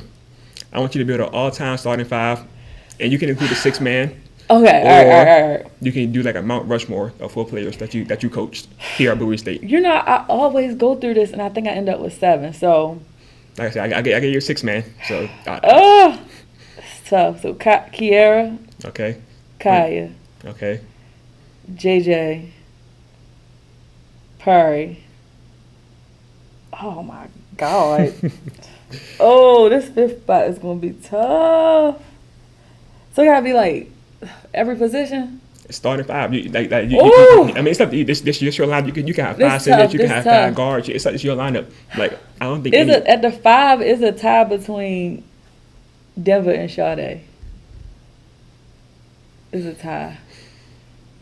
That's 6, but I got to put a 9 in there. I was surprised she didn't make the lineup yet. Like I know the two ones that you named at first, they was dogs. Like when you first started coaching here. So the only reason why, like Anaya, like she can boogie, but like they all were on winning programs. Okay, makes sense. That's the only difference. Yeah. But she definitely in there. But you say she's your 6th man? That's tough. That's tough. So look, I gotta explain this one. Go ahead. I have to. Go ahead. So the thing is, like I put Kiara in there instead of Anaya because Anaya can play, Kiara can play the point. Mm-hmm. Anaya's not really a point guard. Yeah, she's okay. She's more like a shooting guard, like a Kobe type build. She be getting buckets herself. Yeah. All right, let me rearrange it. Okay. Dang, I gotta take Pari out. Dang, I'm gonna have to take Pari out. All right, so Kaya, Kiara, Anaya, JJ at the 4. Mm-hmm. It's tough between. I'm gonna have to go with Denver at the 5. And who would be your 6th man? Pari. Perry. Yeah, that's more realistic. That's a good lineup. That's a good lineup. That was a tough cousin, wasn't it? I mean, it wasn't tough. Like, yeah, that was a tough one. Okay, last question. I'm gonna tell you why it was tough too. Like, I never counted Anaya because she's like, every time I think about it, I never do Anaya because like she's a current player. I always use my past players. Okay. So that's why that 5 just popped in my head. All right, okay, never mind. It's okay. Yeah. So once she would be there. She'd be in there. My little nuisance. What guest would you like to see? What guest would you like to see to come on Bowie State? But it has to be somebody that you can get in touch with, like text them, DM them, email them, whatever. Get in touch with you and get a response. What guest would you like to come on the podcast? I said Bowie State. What guest would you like to come on Bowie State Sports Talk for an interview? But it has to be someone that you can like get a response from. I can get a response from. Whether it's a player, another coach. I was about to say KD if you watching. Because of what he did. Because of what he did for the gym, either him or his mom. I think that would be good. Yeah, like I would love that because like they grew up here in Maryland. My dad used to work with his mom at the post office. I think he made it to the league and she retired.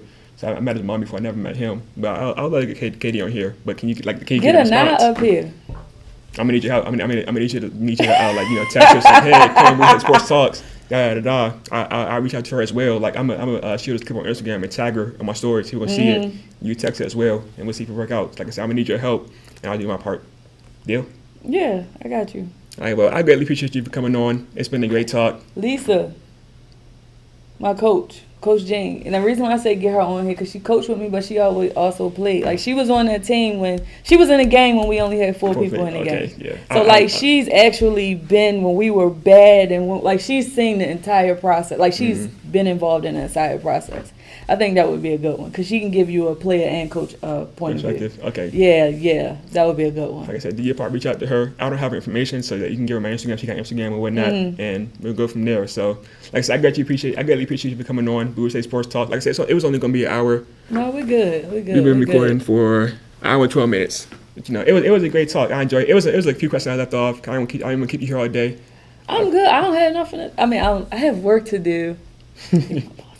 I have work to do, but I don't have to see the players until 1:00. So. Recently, the NCAA women's college basketball have been getting love. Many thanks to Andrew Reese and Caitlin Clark. How do you feel seeing that your sport is finally getting love after getting disrespected for so many years? And do you think this love will continue with Juju, being the main star now that Andrew Reese and Caitlin Clark is gone? It's about time. It is because I think for the longest time. I think women's basketball may not have been more exciting, but it's definitely more competitive. You know what I mean? It is consistently over the past couple of years. Like it was a while when it was like you knew who was going to win the championship every year. You knew who was going to be in the Final Four. Like now, I feel like at that level, like a lot of players are like they're not going with the fan favorites. They're going to the programs that fit them. Like, so no, before you would have everybody going to UConn, Tennessee, Stanford, Baylor, Notre Dame. Like, that's where everybody was going. And that was the 4 teams that was in the Final Four for the longest time. But now, South Carolina, like, Dawn Staley is doing her thing. You know. Yeah, that's her undefeated season is crazy. I gotta admit. You know, and I just think that, you know, if I'm just glad that we are getting the respect that we deserve, and I hope that it carries over to the WNBA, because, you know, it's tough. There aren't as many teams. Mm-hmm. There aren't as many roster spots. So you have all of this talent, and then, unfortunately, because of the limited spaces, a lot of these players aren't even going to get to play in the WNBA and going to have to go overseas. You know what I mean? So I just hope that with all of this comes some type of expansion of the WNBA so that it can move forward. Somebody said something interesting, and they said that, you know, they think that the reason why women's sports, you know, was a lot more competitive this year is because of, like, the NBA rules. Like, you know, WNBA, you have to stay 3 years. Mm-hmm. So, you know, you go, you get to see those young ladies develop, and then, like, you have a star player, you get to see them play for multiple years. Mm-hmm. Whereas, though, at the NBA, they go for 1 year. I mean, college. for college you go to college 1 year, and then you go into the NBA. Yeah. So, you know, I'm just, you know, it's a long time coming. It's a long time coming, and it's definitely exciting. So I just hope it continues. You know, I hope that with, I know it will. I know it will, because, like, these young ladies coming up, like, they can go, and I think that now that people are tuned in, like, the players who are coming behind them are definitely going to give them reasons to stay locked in. I think rivalries is the main reason why people watching in the women's college basketball this season. Like, the reason why Caitlin Clark and Angel Reese was the top stream college basketball games because of their rivalry last year. The fake rivalry. Yeah, people love, like, beef and love rivalry. So I think that's important. So, like, if Juju Smith can, like, get a rivalry, I think, like, the love for college basketball will continue. Like, I'm pretty sure people will continue watching, but if she end up getting a rivalry, like, the video will keep on growing and growing and growing. And with the WNBA, I think they're in good hands. Like the Indiana Fevers, their ticket price already went up. But Caitlin Clark soon to be picked number 1. I remember some team that they're going to play on the road. They started playing in their normal arena. They already rented out or whatever. Aces, Las Vegas Aces. The bigger arenas, because, like, they know it's going to be, like, seats filled, packed up with Caitlin Clark. So I think the WNBA is definitely in good terms in the future. Definitely, man. They're in a good spot right now. Yeah. Do you think Caitlin Clark going to adopt well to the WNBA? You see people saying, like, she's not going to be able to take as many shots and have as much freedom. Like, people is playing drop coverage on a pick and roll. Like, WNBA is not going to go like that. Do you think she's going to be as successful in the WNBA, like, her rookie season? Like, she's a scorer. Mm-hmm. You know, she can get it done. I think it's going to be like a gift and a curse. I think the curse is, like, the defensive intensity is definitely going to be different. But, like, offensively, she's not going to be, like, she doesn't have to be the person. Yeah, you know, she's going to have other professionals on the team with her. So she's going to get open shots. I mean, you know, at some point she's going to get an open shot because you have to respect everyone else that's on the team. So, I mean, we'll see what happens. Mm-hmm. You know, it's you know, Raven Johnson kind of made it tough, but you know, but I mean, that's the type of defense that she's going to face at the next level. Maybe more physical, because you'll have somebody probably her same height as well. So I don't know how. I'm not saying that she's going to be a bust. I think she's going to be good, but like I think once she gets to the WNBA, we'll see, you know, how good she'll be. But I don't think that it's going to be like, oh, she goes in and then we don't hear about her anymore type thing. I think she's going to have a solid career. Well, I don't really watch WNBA, so I'm not too familiar with the Indiana Fever rosters. But yes, they're professionals. But, like, I think it might still be tough on her because, like, let's not forget 2018 LeBron James with the Cavs. They were all professionals. They was all, you know, garbage. Respectfully, he was the only one carrying the team, scoring, rebounding, getting assists, all that. So well, she got Aaliyah Boston. From South Carolina, so they have a good inside-outside game, and I'm sure they have some other pieces. But like the reason why I say it's gonna be tough because like it's like that rookie initiation. So everybody's gonna go after her this year. Like it's gonna be, I don't know if you've been watching, and it's on Instagram, and it's like a post that's like talk about your rookie year or your initiation into the WNBA, and a lot of them are just talking about like the physicality, like somebody like maybe set a hard screen intentionally, like, you know what I mean? Yeah. So if she struggles, I think it'll be the first couple of games while she's, getting used to it. But once she get acclimated, I think she'll be fine. And I think she'll be fine. Yeah, I did see interview on Instagram. It was Scott Van Pelt interviewing 2 WNBA players or legends. I forgot who they were though. But I think I agree with you. I think she would be like Victor Wembanyama for the San Antonio Spurs. He started the season terrible. People was already talking smack about him, and now look at him leading the league in blocks, averaging like 22 and 10. Bathroom Rookie of the Year. So I think she will get up to a slow start as well, but I definitely think that she will end up adopting, like getting used to people actually picking up on screens rather than playing drop coverage. And she's also a great passer, so I think that's going to be a good help on the pick and rolls and whatnot. Yeah. You watch NBA? Sometimes. Or the NBA? Yeah, like okay. Playoffs. Okay, so do you know like some games I watch? Like it depends on who playing. Do you know who's playing the playoffs already? Like for example, I'm a Clippers fan. I know the Clippers and the Suns playing in the first round. Clippers and the Mavericks. Oh yeah, the Mavericks. My bad. It's 4 and 5. 4 and 5, right? Yeah. So no problem. I'm a Clippers fan. I'm kind of scared. I'm kind of like you beat them almost every year, but I'm kind of scared now because like back then, Luke only had himself. Now he got Kyrie Irving now. Like it was still close games. Like even with Luka by himself. Even though we got James Harden and Westbrook now, we also got Norman Powell coming off the bench and like Terrence Mann. I'm still kind of scared. Like who do you think who do you think will win that matchup? Mavericks or Clippers? I don't know. It's gonna be a tough one. I was hoping that it was a way that they wouldn't have to face each other. I was too. But I don't know. It just sucks because I don't like the format of the NBA. Why you say that? Is 7 games too many? No, like I don't like the East-West. Why not? Because the East is not good. Like I feel like it's teams in the West that I would want to see more than teams in the East. What are the teams in the East that's going to the playoffs? Okay, so you got the Bucks. They already clinched it. You got the Boston Celtics. You got the Cavaliers. They're not going far. You got the New York Knicks. They might make some noise. Definitely with Julius Randle coming back. You got. I want to say the Orlando Magic with Paolo Banchero. That's 6. Let me see, that's 5. Exactly. Wait. I see what you're saying. I agree. Like you only named 2 teams that you were sure about. The 76ers. Okay, 76ers like if Embiid get back into Embiid in the playoffs sucks, to be honest. He always folds in the playoffs. So he been sitting for a while, so he should be alright. But you understand what I'm saying? Yeah, so you only named 2 teams on the East with confidence. The West, you know what the I West mean? been better for years, yeah. So it's always been like that. So it's kind of like I would want to see. So what I'm saying is, me personally, I would want to see the Clippers and the Mavericks like past the first round. But we're only going to get one of them past the first round, opposed to some of the teams on the East. That's what makes it so great. Like you're getting like tough matchups like in the first round. But you're getting tough matchups over here. But well, you never know because last year the 8th seed, the Miami Heat, beat the first seed Milwaukee Bucks. So it might be like a tough matchup on paper or like based off the rankings, but whole time it go the complete opposite way. I don't want to see those teams play. You don't want to see Dame Lillard. You don't want to see Giannis get triple doubles and no, they're boring.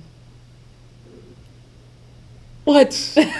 I don't. What type of basketball do you like? What do you consider entertaining? Because obviously Giannis getting posters and Dame shooting half-court logos is entertaining to you. But it's like I don't know. I like their team better before Dame.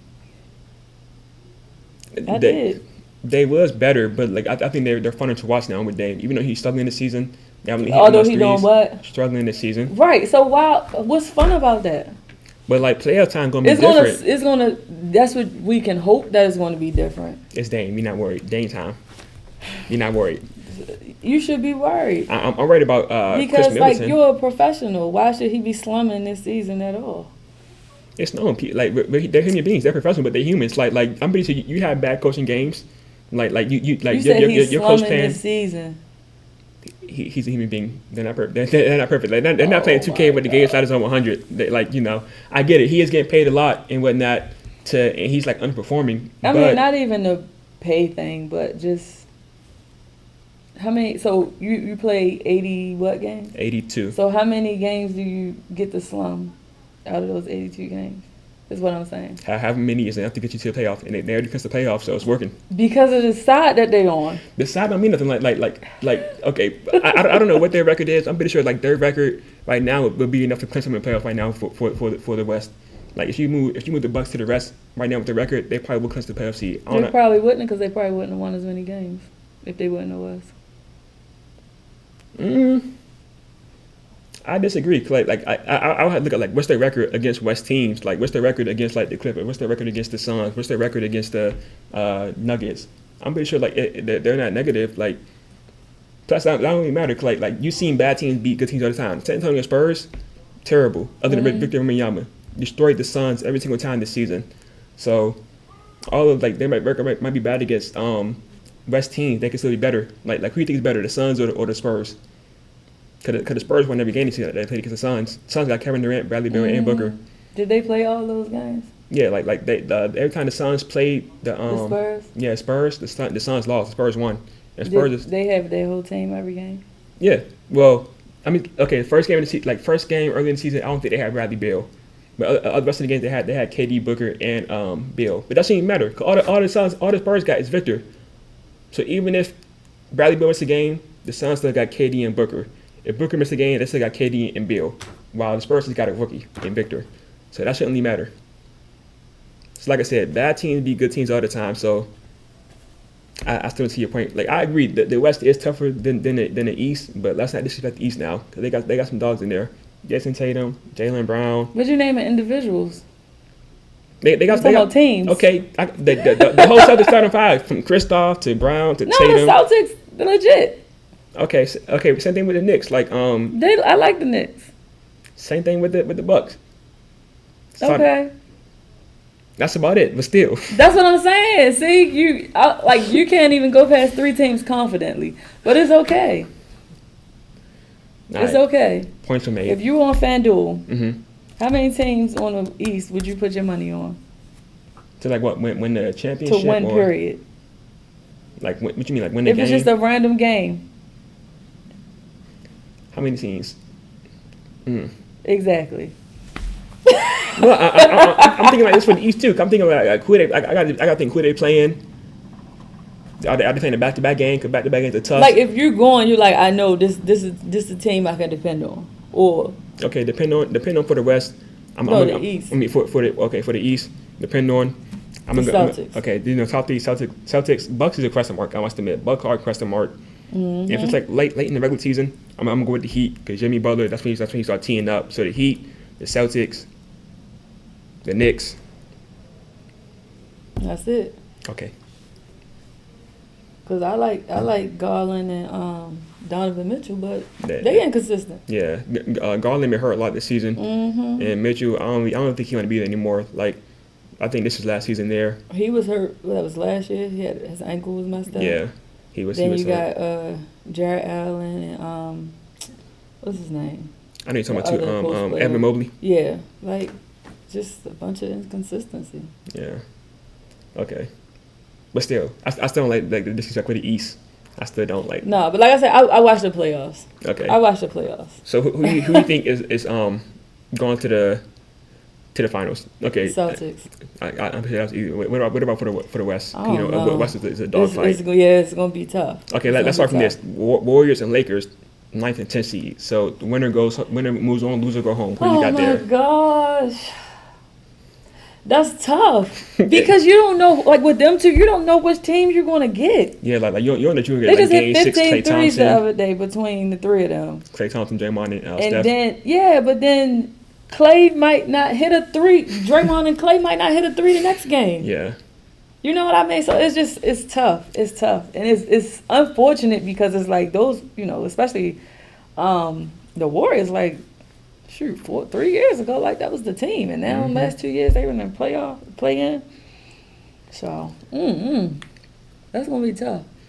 For me, it really depends on which are you getting game 6 2016 Klay against the OKC Thunder, or are you getting 2024 bottom of the barrel Klay Thompson? That's important. Are you getting D'Angelo Russell, like trade rumor D'Angelo Russell that was a dog? Or are you getting, okay, my job is safe now, let me go out to pay garbage D'Angelo Russell? Right. So that's what I'm saying. Like, both are good teams, but it's just the that's what I'm saying. Like, That's the word that I've been using this word about my team all year. Mm-hmm. Like, it's just inconsistency. You know, like they're just consistently inconsistent. Speaking of inconsistent, like I remember, what was that pressure like for not like? I mean, you're not her, but what do you think that pressure like was for not Harris that game against Virginia? I believe when she broke 1,000 points. Like I mean, the point game you said you glad that game was over because that she had so much pressure built up. I was so glad.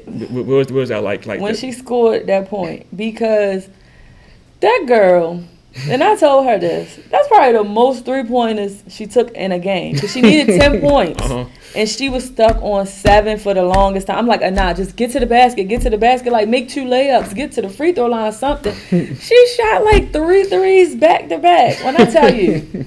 And I mean, I think it was cool because it was on a free throw. So it was kind of like you could embrace it and everything. But, oh my gosh, I was so glad when it was over because I wasn't going to tell her. Like, I wasn't because I knew what, like, the build up, and I knew she could get 10 points. Like, I knew that was going to happen. Like, that wasn't a doubt in my mind that she wasn't going to get it. But I think because she knew what was going on, she almost didn't get it. She ended up with 11 points that game. Those 2 free throws. You know, so it was so much. I was just glad it was over. I feel like, and I also feel like we could have won that game if that wasn't her 1,000-point game. Because she took some shots that she was trying to get her 1,000 points.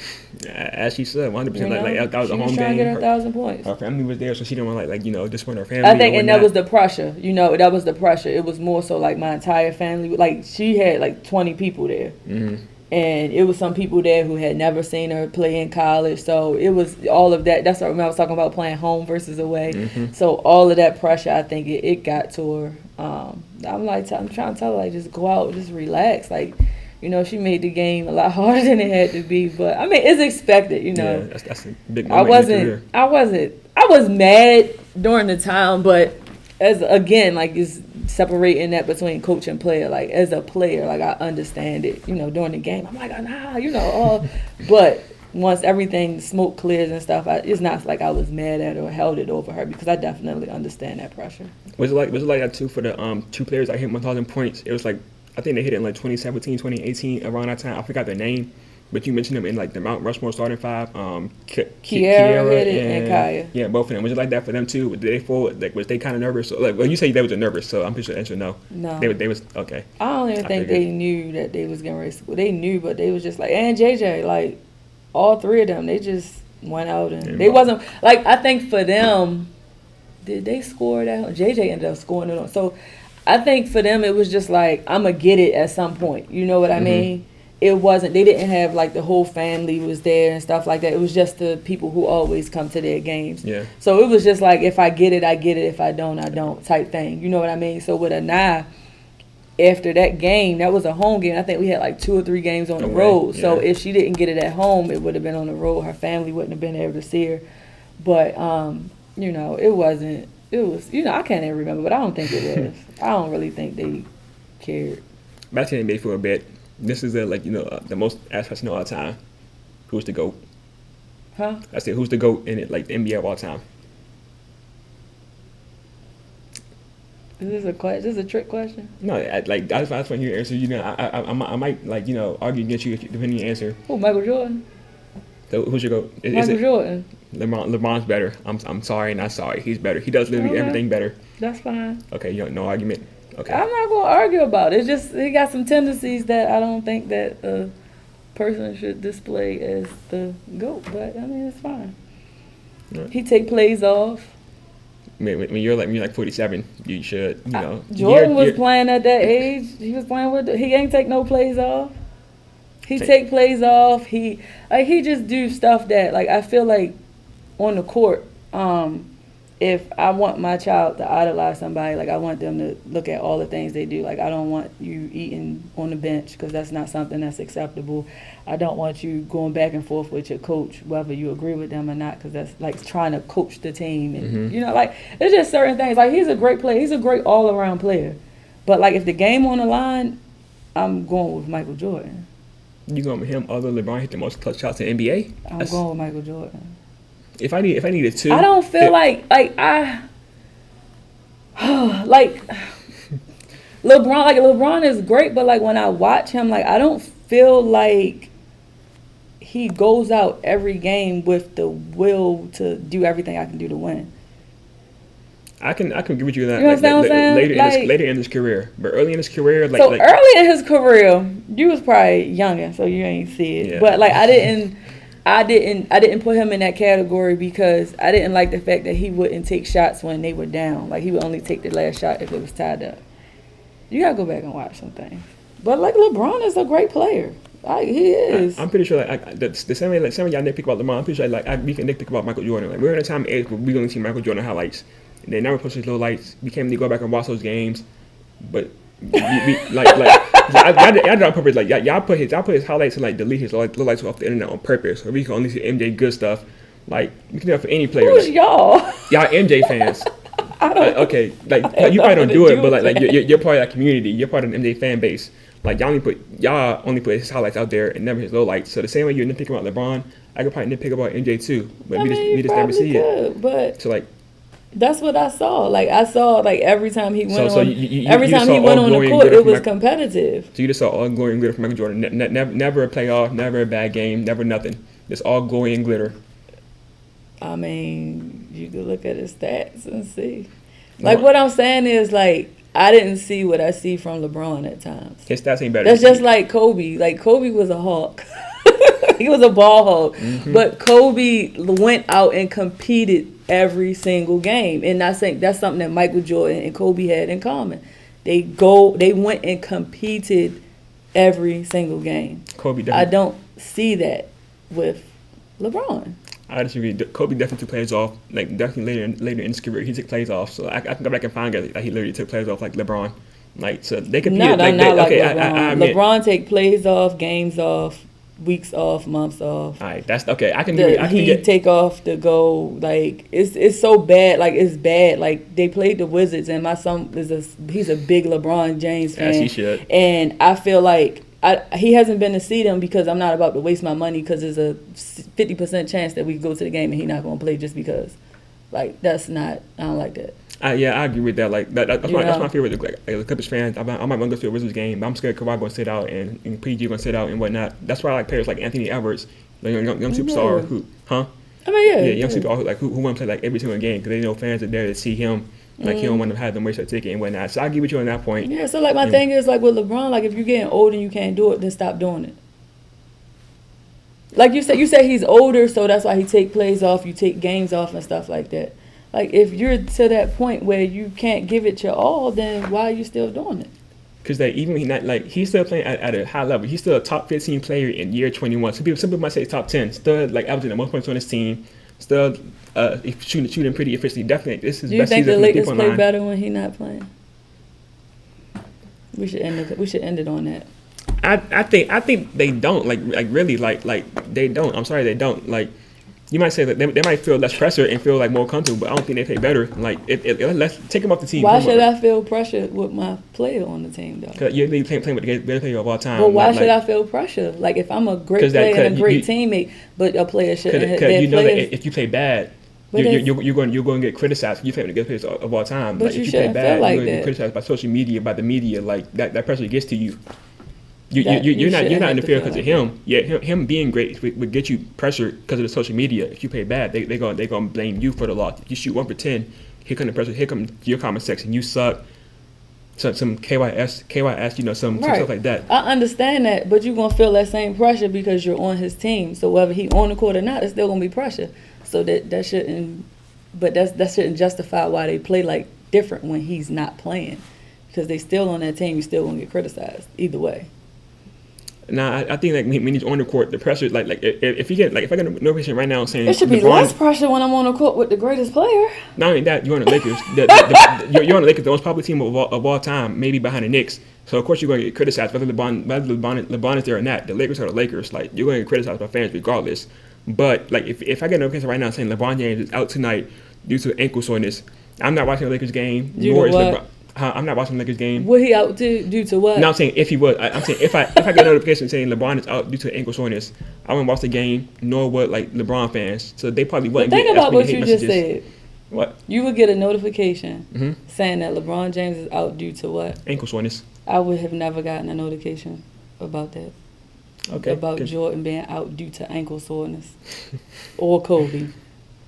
So if I look at Kobe injury history right now, He's not one of, I mean, go ahead. I mean, no, what was you going to say? I was about to say I'm saying like they were out for legit reasons. He sits out just because he don't feel like playing.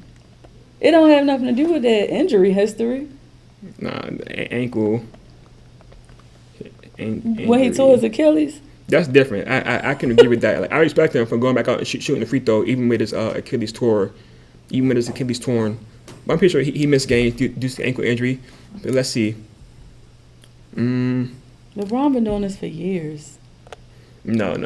He has like back when he was competing for championships with the Cavs and with the Heat. How long he been with the Lakers? With the Lakers since 2019. So how many years is that? Years. So we in 20. So that's like so 5 years. Yeah. So he been doing it for 5 years. And like, did you not see Solomon Hill? They near killed the man on the court. That man dove at his ankle. Like nobody near the ball. He dove at his ankle. Like that was a planned murder. I'm not talking about that. I'm just talking about. That's why he's been I'm hurt. just not playing because I don't feel like it and stuff like that. Like no. He's been doing that. Would you want your child to say, "I don't feel like playing today, so I'm not going to play"? If he's the greatest of all time. No, period. But your greatest of all time. That's who your kids are looking up to. Mm-hmm. I don't want my child to be like, "Oh, I'm not." You made a commitment to this team, and you're going to tell me you're not playing just because you don't feel like it. No, you made a commitment. I would say, look, child. Once you're the greatest in the WNBA history, or the greatest in NBA history. So because NFL you're the history, greatest, that give you the right to do whatever you want to do. Yeah. No. I'm not rocking with that. There's more expectations when you're the greatest because there's more people looking up to you and more people are going to emulate what you're doing. So when you're in a game and you're not playing and you're eating on the sideline of a game, like that's disrespectful to the game. But he's in year 21, don't still healthy. So obviously the eating on sideline has been working. It's people who fasting and can't eat during the games. Like just like that worked for them. Apparently, eating on sideline for LeBron worked for him. If he was playing, would he be eating? No, he wouldn't. So you're not burning those calories. So you can wait until after the game, like all your teammates that's playing in the game, or you could do it at halftime when y'all go to the locker room. You could go in the locker room between quarters. Like it's other ways, but to me, that's just not setting a good example for the little kids that's watching. Because then they think that's okay, and it's not. I think that's like nitpicking. Because the same he picked that out. I could say he's had a good example about opening an elementary school. I'm talking about on the basketball court. Okay, he said. You asked me who was my greatest player. We're talking about basketball. Okay, he said an example by playing 21 years of longevity and scoring 40,000 career points. That's How about awesome. That? Having 10K assists, 10K rebounds. That's How about great. that? I never said he wasn't a great player. But like you're nitpicking like that little thing and like disrespect. That's not a little thing. That's like. You'll understand. Like I feel like if you were in a different situation, you would understand. Like again, like as a leader or the GOAT, like it should be someone that you like. It's certain things that he do. I shouldn't be watching. And I'm like, that's like, why are you doing that? But he does it because he feels like he's entitled. He feels entitled to be able to do whatever he want to do. And that's okay. That's his feelings. But that's why I feel the way like I said, he's a great player. Like LeBron's one of my favorite players. But it's still certain things that it's people on my team. It's things that they do that I don't like. Like that's just what it is. I mean, there's no let you get out of here. I'm gonna say when you've been in the face of a league for 21 years, carrying the league on your back, with the help of like Steph Curry come in as a factor, you can do what you want on the sidelines. That's all I got to say. I'm gonna end it there. Kind of, you got it's 12:10, about to be 1 o'clock. I know you got to get out of here. Like I said, I greatly appreciate you coming on. I did have one more question. It's in my mind. Hopefully, come to my mind before I end. I greatly appreciate you for coming on Bowie State Sports Talks. Like I said, help me out, help me get a Heroes on here, and the assistant coach that you was talking about. I'm gonna do my part. Hopefully, you do yours by texting them and letting them know to recommend them coming on here. It's been a great talk.